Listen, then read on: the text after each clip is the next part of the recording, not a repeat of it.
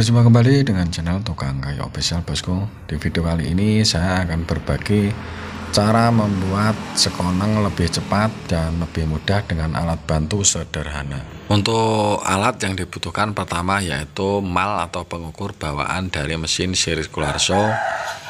Jika dari mal bawaan ini sudah dilubangi, ini tidak perlu dilubangi lagi. Tapi kalau yang saya miliki ini bawaan dari mesin circular saw dari Haston, ini belum dilubangi, jadi harus saya lubangi. Untuk lubangnya ini diameter sekitar 4 mm atau 5 mm, dan lubangnya cukup 2 buah saja untuk memasang skrup nantinya.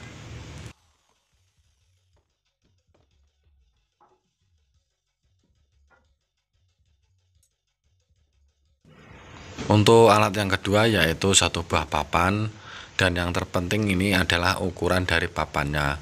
Untuk papannya panjang sekitar 20 cm atau 25 cm dengan ketebalan 3,2 atau 3,4 cm dengan lebar 4 cm.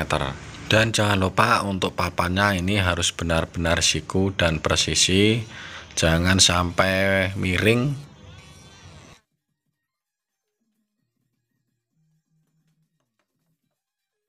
Dan untuk ukuran cowakannya ini untuk lebarnya 2,4 cm, untuk kedalaman yaitu 8 sampai 9 mm.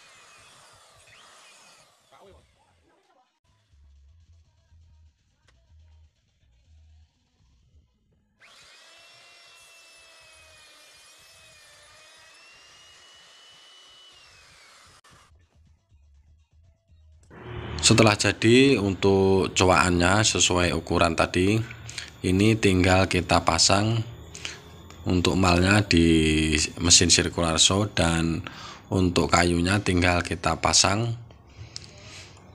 Untuk cowakannya ada di bagian dalam, dan setelah itu tinggal kita beri tanda untuk di bagian lubangnya untuk pemasangan skrupnya.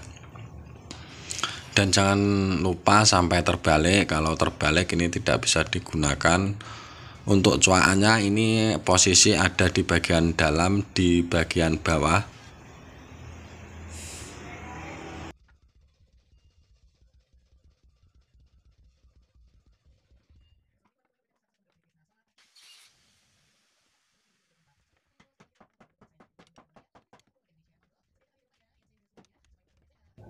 Untuk pemasangan, untuk ukurannya yang dekat dengan mata pisau kayunya ini ukurannya 8 sampai 9 mm. Dan untuk kedalaman dari mata gergaji ini mengikuti dari bawah dari papan atau kayunya. Dan setelah jadi hasilnya seperti ini, bosku. Jadi ini untuk membuat sekoneng tidak perlu ukurannya digonta-ganti, cukup satu alat ini sudah bisa. Jadi lebih cepat dan lebih simpel. Oke bosku, semoga video sederhana ini bisa bermanfaat dan berguna buat bosku. Semoga dilancarkan dan dimudahkan dalam mencari rezeki. Sukses selalu buat bosku semuanya.